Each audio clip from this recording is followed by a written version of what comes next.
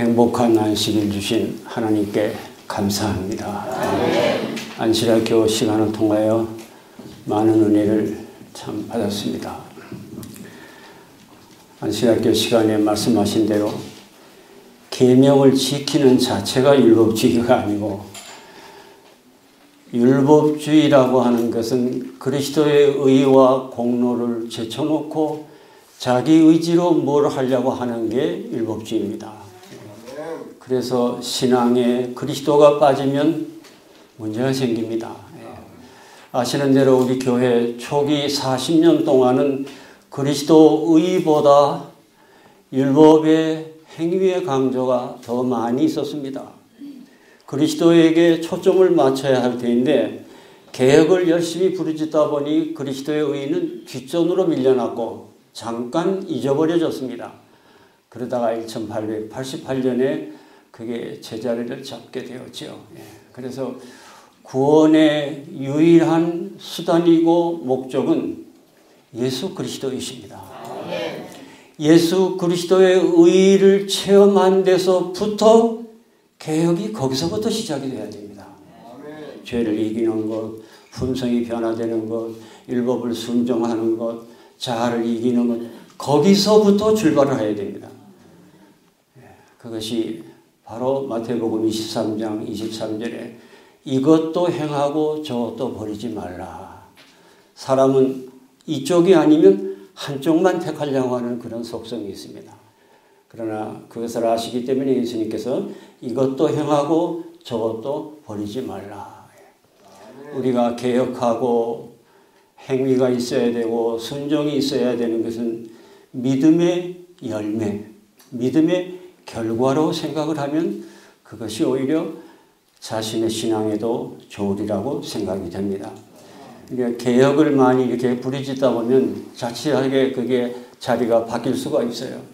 그래서 모든 진리가 다 귀하지만 그리스도 우리의 의, 이 진리 주위에 다른 진리가 다 매달려 있습니다. 거기서부터 그리스도의 의에서부터 모든 것이 출발할 때 그것이 균형진 우리의 모습이 아닌가 그렇게 생각을 합니다. 그런 배경을 가지시고 우리가 지금 개혁할 부분들을 말씀을 드리고 있는데요. 오늘 아침에는 안식일 개혁에 대한 말씀을 드렸습니다. 오늘 이 시간에는 의복 개혁에 대한 말씀을 드리겠습니다. 지금 다 같이 디모데전서 2장 9절에 있는 말씀을 보겠습니다. 디모데전서 2장 9절입니다.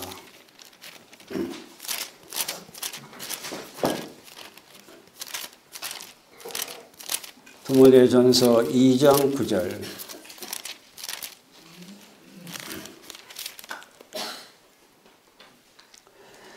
또 이와 같이 여자들도 아담한 옷을 입으며 염치와 정절로 자기를 단장하고 따은 머리와 금이나 진주나 값진 옷으로 하지 말고 오직 선행으로 하기를 원하라. 이것이 하나님을 공경한다 하는 자들에게 마땅한 것이니라. 왜 성경과 정언에는 의복에 대한 이야기를 많이 하고 있을까요? 결론부터 말씀을 드리면 의복은 마음의 지표라 그랬습니다. 내 마음이 무엇을 좋아한다 하는 것을 의복으로 나타내기 때문에 그러합니다. 예수님은 여행에 때 묻은 단벌 신사이셨습니다. 낮에는 의복이었고 밤에는 친구였습니다. 그분은 아무 장식도 없고 화려하게 입은 제사장 앞에 온 우주의 왕이 십자가에서 완전히 벌거 벗기심을 당하셨습니다. 이렇게 가리운 것은 화가의 배려라고 생각이 됩니다. 온 우주 앞에서 율법이 요구하는 공의에 한 방울도 남김없이 다 마시셨습니다.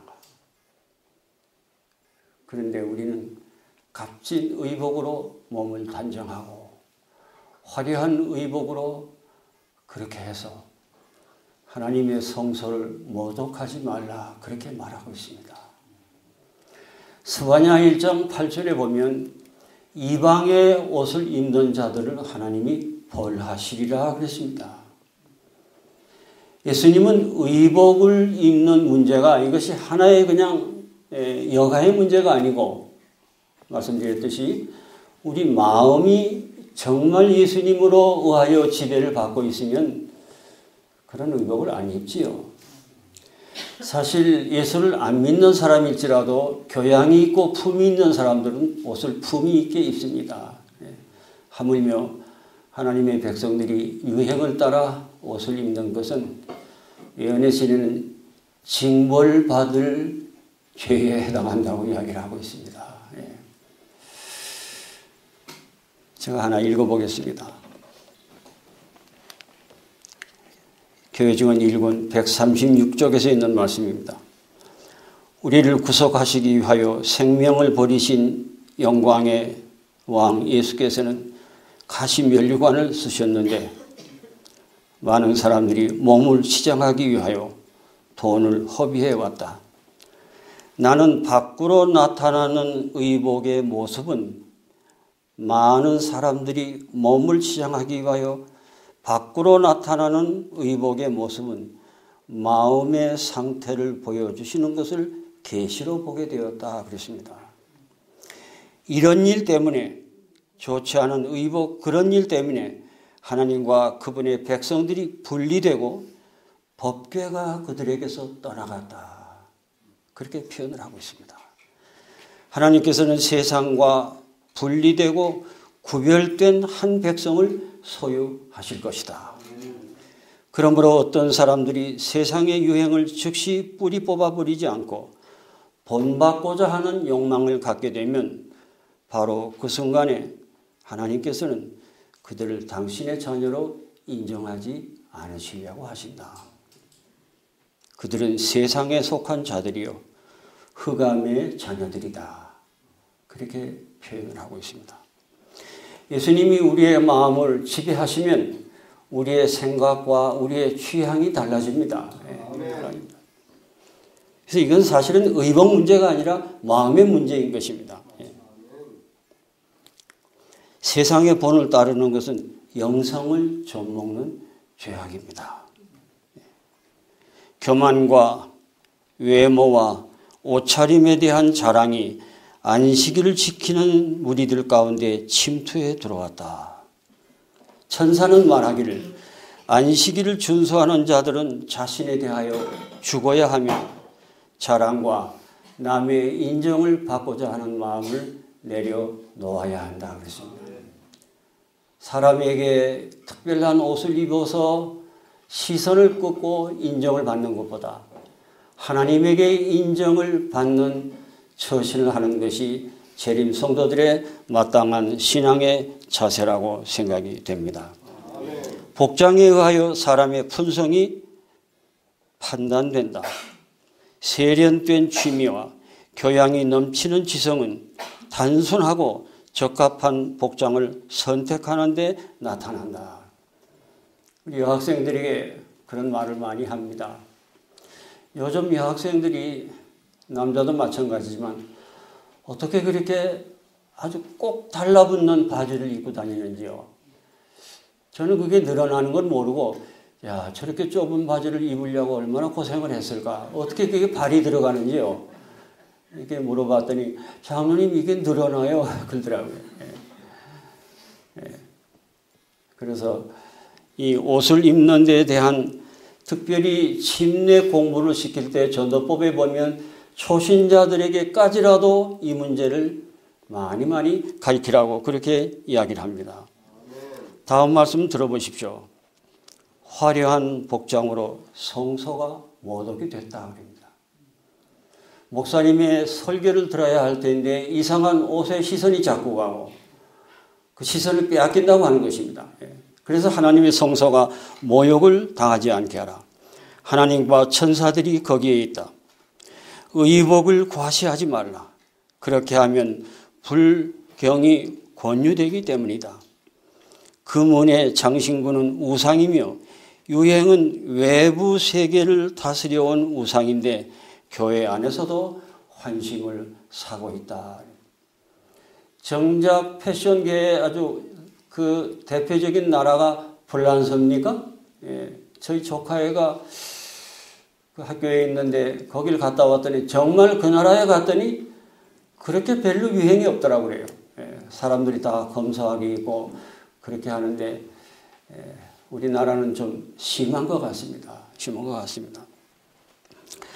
새로 교회 안에 들어오는 신자들에게도 물론 처음 초신자들은 아직도 이러한 문제를 잘 이해를 못하기 때문에 그럴 수도 있지만 오래오래 신앙한 분들이 여전히 이런 상태에 있는 것은 하나님이 참 안타깝게 생각을 하십니다. 의복 문제를 가리켜야 되고 의복을 우상화하는 것은 일종의 도덕적 질병이다 그랬습니다. 그리스도인들은 값비싼 성장의 옷이나 장신구로 몸을 치장해서는 안 된다. 주님께서는 몸에 걸치는 의복에 이르기까지 평가하고 계신다는 사실을 이해할 필요가 있다. 옷을 입는 일을 자제하도록 하는 것은 우리 믿음을 보존하기 위함이다. 의복의 스타일까지라도 복음의 진리를 나타낼 수도 있고 방해할 수도 있다 그러십니다.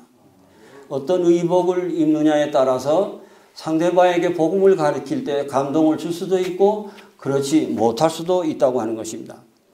나는 밤 시간에 허영과 자만심으로 값진 의복을 입고 주님을 맡기 위하여 나간 자들은 그리스도의 의의 두루마기를 입지 않았으므로 그리스도를 맞이하지 못하는 것을 보게 되었다 그랬습니다.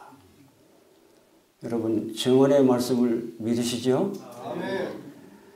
성경은 큰 빛이고 예언의 신은 작은 빛입니다. 그런데 예언의 신이 작은 빛이라고 할 때 질적으로 적다는 말이 아닙니다. 목적과 기능에 있어서 적다고 하는 것입니다. 영감에는 등급이 없습니다. 저는 예언의 신을 볼 때마다 이래서 예언의 신이 필요하구나. 만약에 이럴 때 증언이 없었다면 이걸 어떻게 해석할까? 예언의 신은 반드시 주셔야 되고 반드시 있어야 되고 남은 교회에 이런 기회를 주신 하나님께 참으로 감사합니다. 모성 목사님이 사석에 장로님 우리 교회도 증언이 없으면 일반 교회나 똑같을 것입니다. 그런데 안타깝게 이 교회 안에 본방 자손들이 화이트인이 선지자냐 아니냐, 화이트인이 계시를 받을 때 무슨 정신적인 착란이 있었느냐 없느냐, 화이트인이 혼혈적이냐, 이런 유치한 질문들을 하고 있습니다. 그런데 엉뚱하게 옥스퍼드 대학이 4년 동안 화이트인의 온갖 서적을 연구하고 21의 파트별로 나누어서 이 여자는 특정 종교에 국한된 인물이 아니고 미국 종교 역사상 가장 영감적이고 가장 청렴하고 종교적인 선지자라고 표현을 하고 있습니다. 이제 5월 달에 그 책이 나올 것입니다. 저는 요즘에 자꾸 두 성경절이 생각이 납니다. 말라기 1장 5절에 여호와께서는 이스라엘 지경 밖에서 크시다. 오히려 우리 본방인들보다 다른 사람들이, 저 지난주에 부산에 일요일교회 한 목사님이 두 아들을 대불고 우리 학교에 오셨습니다. 어떻게 오셨습니까? 안식일을 깨닫고 왔습니다. 네. 지금 많은 개신교인들이 안식일에 관심을 갖고 있습니다. 많은 목사들이 안식일을 지키고 있습니다. 군산의 김태환 목사님은 큰 교회를 심무하시던 분인데 안식일을 깨닫고 신자들이 기별을 안 받아들이니까 나와서 우유 배달을 하셨습니다. 그러다가 지금 호남 앞에 평신협회 후원으로 지금은 안정적으로 목회를 하고 계십니다. 사랑하는 여러분, 우리 교회에 증언을 주신 것은 보통 축복이 아닙니다. 그래서 놀라운 축복입니다. 어떻게 이렇게 성경을 영감적으로 해석을 합니까? 아무리 훌륭한 주석이라도 비교가 안 됩니다. 비교가 안 돼요. 양심적으로 증언을 읽으면 이것은 영감이 아니고는 이렇게 쓸 수가 없죠. 어떻게 초등학교도 못 나온 여자가 그렇게 매끄럽고 감동적인, 그래서 가래 뽑은 기별일권 27쪽, 26쪽에 보면 나는 방대한 10만 페이지의 방대한 원고 속에 내 개인의 의견과 사상을 한 줄도 쓰지 않는다. 내가 쓴 모든 증언은 계시를 통하여 받은 진리라고 말씀하십니다.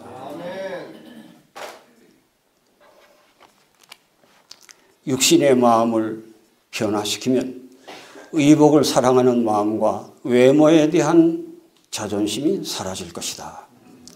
육신의 마음을 굴복시키고 생활을 개혁하라. 그리하면 죽을 수밖에 없는 가련한 몸이 그처럼 우상화되지 않을 것이다. 마음이 개혁되면 그 사실이 외모에 나타날 것이다. 하나님의 말씀에 금지되어 있는 의복에 나타난 모든 교만한 전신은 교회의 징계를 받을 만한 충분한 이유가 된다고 말씀하십니다. 연애신에 보면 다른 데 엘렌 화이트는 말하기를 어떤 개신교회를 지칭하면서 마치 그 교회 일요일날 수많은 모이는 청중들이 모이는 걸 보면 무슨 유행 옷을 전시하는 전시장 같다고 그렇게 표현을 하고 있습니다. 우리 중에는 그런 분들이 한 분도 없게 되기를 간절히 바랍니다. 한 백성으로서 우리에게 하나의 무서운 죄가 있는데 그것은 우리가 우리 교인들에게 그들의 믿음과 일치되지 않는 방법으로 옷을 입도록 허용하는 것이다. 우리는 즉시 일어나서 유행의 유혹에 대하여 문을 굳게 닫아야 한다. 우리가 그렇게 하지 아니하면 이 교회는 타락하게 될 것이다. 고린도후서 6장 17절 18절에 너희는 저희 중에 나와서 따로 있고 부정한 것을 만지지 아니하여야 너희는 내 백성이 되고 나는 너희 하나님이 되리라. 전능하신 주님의 말씀이니라 그랬습니다. 바울 사도의 말이 아니고 주님께서 그렇게 말씀하고 계십니다. 하나님의 백성들이 세상의 훌갑을 살 수밖에 없지만 세상에 속해서는 안 됩니다. 거룩함이라고 하는 것은 구별되다고 하는 뜻이 있습니다. 하늘에서 가장 으뜸되는 속성은 거룩함이라고 합니다. 하나님의 백성들은 모든 것이 달라야 합니다. 먹는 게 달라야 하고 옷 입는 게 달라야 하고 교육하는 모습이 달라야 하고 하나님의 말씀보다 일반 학과에 치중하는 교육 프로그램은 졸업할 때 많은 학생들이 신앙도 잃어버리고 졸업할 것이다 그랬습니다. 하나님의 말씀을 가장 제일로 우리는 첫 시간에 성경입니다. 새벽 기도도 예언의 신이고요. 그 다음에 성경 시간이 또 따로 있고요. 말씀을 충분히 가르치고 개인 기도하도록 지도해 놓으면 성령께서 학생들을 변화시키는 것을 많이 목격을 합니다. 네.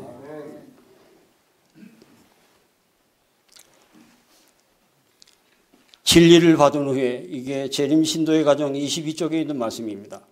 진리를 받은 후에 말과 처신에 옷차림과 생활 환경에 아무런 변화가 없는 자들은 자신을 위하여 사는 자들이요 그리스도를 위하여 사는 자들이 아니다. 그들은 그리스도를 통하여 거듭나지 못하였다. 우리는 예수를 위해서 사셔야 합니다. 로마서 14장 8절에 살아도 죽어도 예수를 위해서 사셔야 합니다. 예수가 우리의 구원의 근본이시기 때문에 그러합니다. 예수가 우리의 유일무이한 구원의 주체이시고 유일한 수단이기 때문에 그러합니다. 엘렌 화이트는 구원을 얻는 단 하나의 방법으로 명확하게 예수 그리스도를 길이요 진리요 생명이라고 제시하셨다. 이보다 더는 사실상 필요한 것이 없다. 이것은 예수를 높이기 위한 하나의 문자입니다. 예수 그리스도를 믿음으로 붙잡고 영접한 그 믿음에서부터 모든 개혁이 추진되어야 열매를 맺는다고 생각이 됩니다. 건강개혁을 열심히 하셔야 합니다. 오히려 이방 사람들이 더 잘합니다. 지금 우리는 옛날 애굽의 고기 까마로 다시 돌아간 것 같아요. 얼마 전에 어느 장로님이 전화를 했습니다. 장로님, 교회에서 왕따가 되었습니다. 그래요. 왜 그랬어요? 그랬더니 건강개혁 하는 사람이 별로 없는 것 같아요, 장로님. 저 혼자 하는 것 같아요. 제가 겸손히 그들을 위해서 기도하고 그렇게 말씀을 드렸습니다. 제가 요즘에 성경 구절 또 하나 아까 말라기는 이야기했는데 마태복음 8장 11절 12절이 자꾸 생각이 납니다. 이런 슬픈 역사가 우리 교회에서는 일어나지 않게 되기를 간절히 소망합니다. 예수님이 하나님의 아들이신 증거를 부인할 수 없는 이적과 기사와 말씀을 듣고도 신앙적인 교만 때문에, 시기심 때문에 그분을 거절합니다. 그래서 예수님이 답답하셔서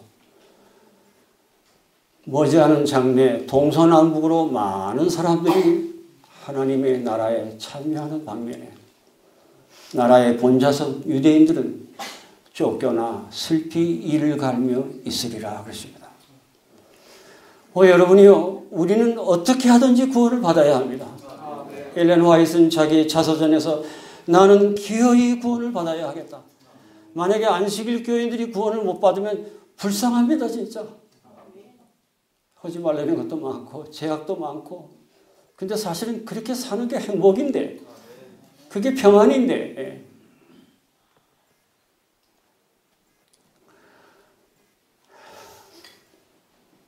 예수님이 오실 날이 멀지 않은 이때 주님을 위하여 사는 저 자신이 되기를 원하고 우리 모두가 되기를 간절히 바랍니다.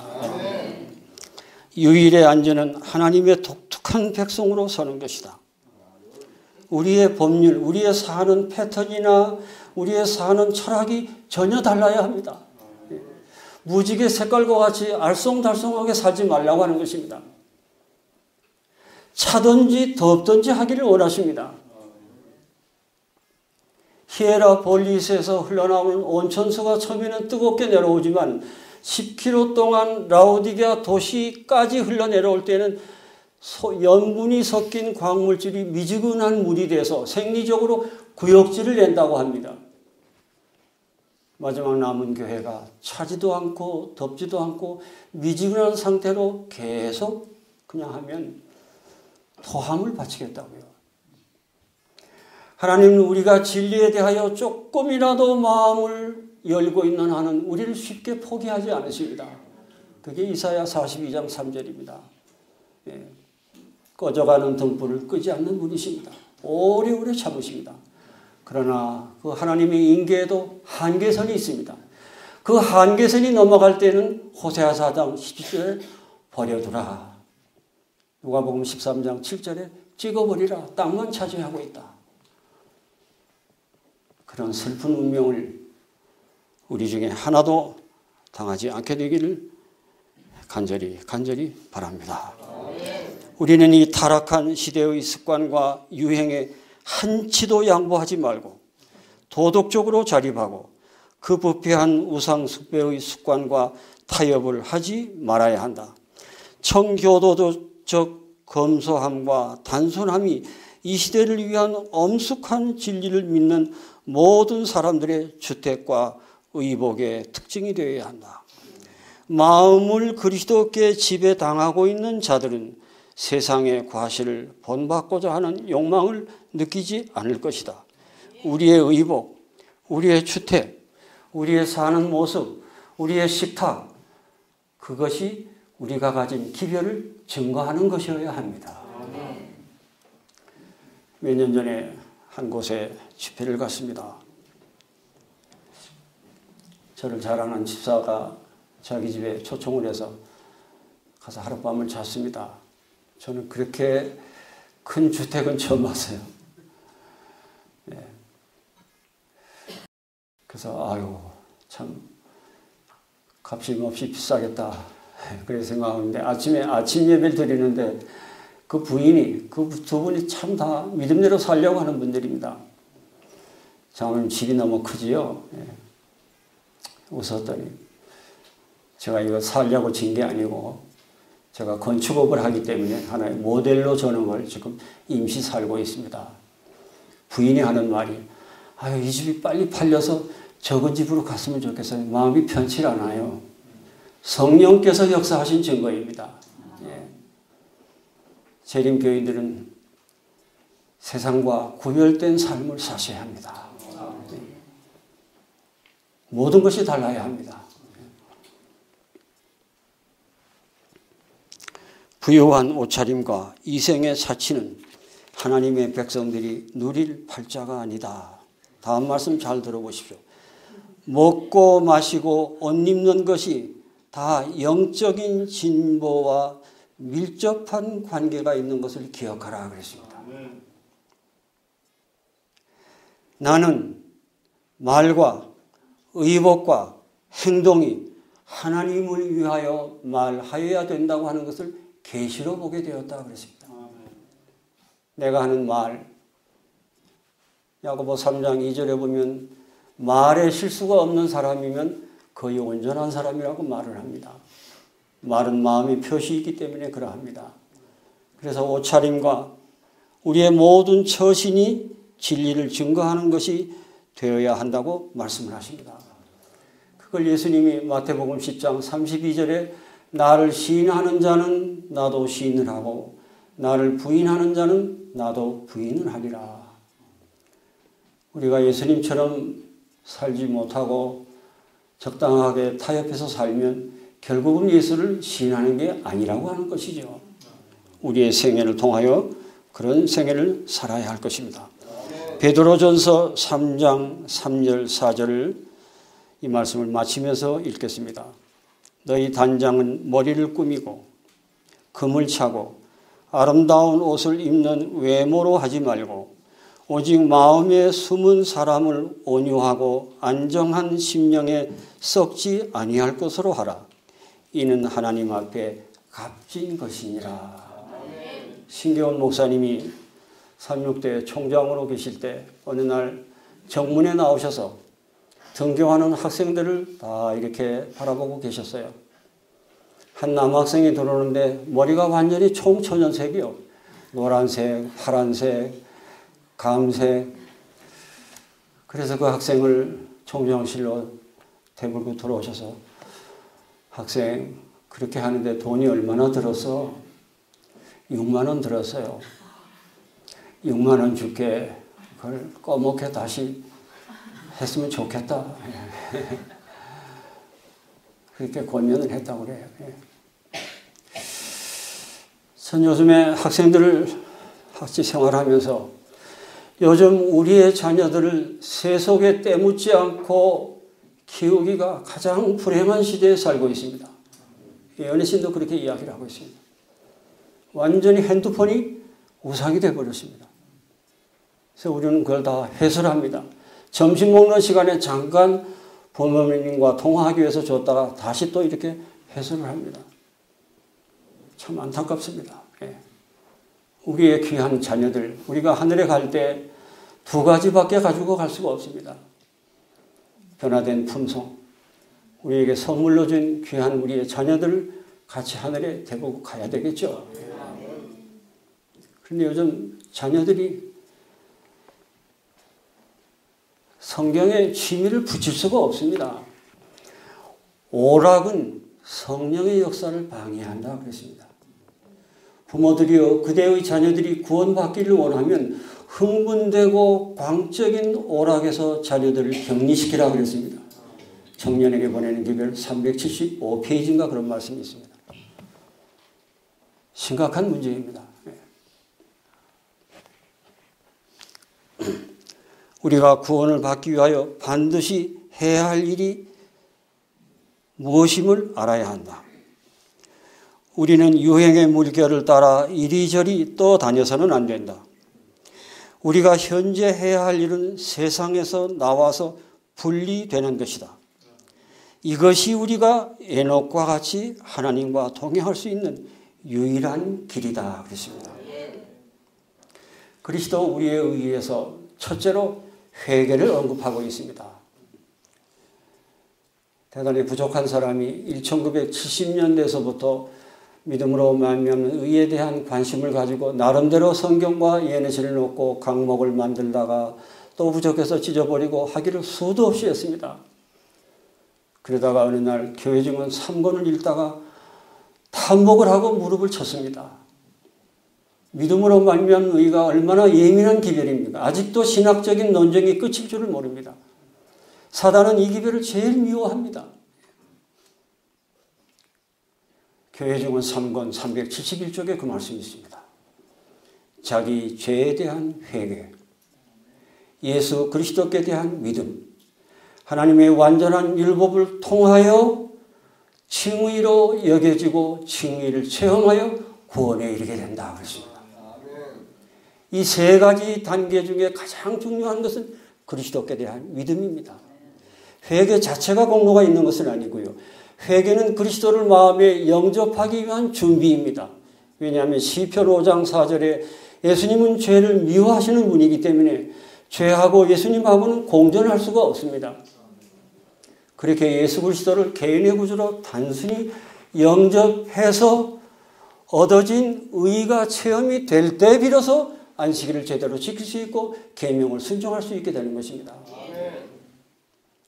그래서 그 회개에 대한 진정한 회개가 무엇인가 한 구절을 아침에 갑자기 생각이 나서 기록을 했습니다. 놀라운 감동적인 회개에 대한 정의를 내리고 있습니다. 진정한 회개는 감정과 동기의 결정적인 변화이다. 그것은 세속적인 연결에서 실제적으로 떠나는 것이며 그들의 영적인 분위기로부터 서둘러서 떠나는 것이고 그들의 사상과 그들의 견해와 그들의 영향의 지배적 능력에서 벗어나는 것이다. 교회 증언 5권 82쪽, 83쪽에 있는 말씀입니다. 상태의 변화가 아니고 동기의 변화라고 말씀하십니다. 개선 정도가 아니고 개조이라고 그렇게 표현을 하고 있습니다. 이런 놀라운 체험이 저와 여러분 마음속에 성령의 은혜로 역사되어져서 우리의 의복을 입는 모습을 통하여 마지막 남은 백성답게 우리가 가진 기별에 손상이 안 가도록 그분에게 합당한 삶을 사시게 되시기를 간절히 바라며 말씀을 마치겠습니다. 하늘에 계신 아버지 하나님, 수많은 기독교 종파가 있지만 저희들을 특별히 부르시고 뽑으시고 택하셔서 남은 교회, 남은 자손으로 불러주셨사오니 진심으로 감사하고 감사합니다. 아멘. 우리에게 맡겨진 막중한 사명 한시도 소홀히 하지 않도록 도와주시옵시고 아멘. 우리의 사는 모습이, 우리의 먹는 모습이, 우리의 옷 입는 모습이, 우리의 모든 모습이 우리가 갖고 있는 진리와 합당한 삶을 살도록 우리 모두를 성령 하나님의 귀하신 은혜로 거듭나고 우리의 취향이 바뀌어지도록 우리를 새 사람으로 재창조하여 주시옵소서. 아멘. 특별히 거룩한 안식일에 약속하신 하늘의 놀라운 축복으로 우리의 심령을 충만하게 채워주시옵시고 아멘. 주님의 거룩하신 은혜 속에 이 거룩한 시간들을 보내도록 인도하여 주시옵소서. 아멘. 우리 주 예수 그리스도의 귀하신 공로 의지하고 간절히 기도하옵나이다. 아멘.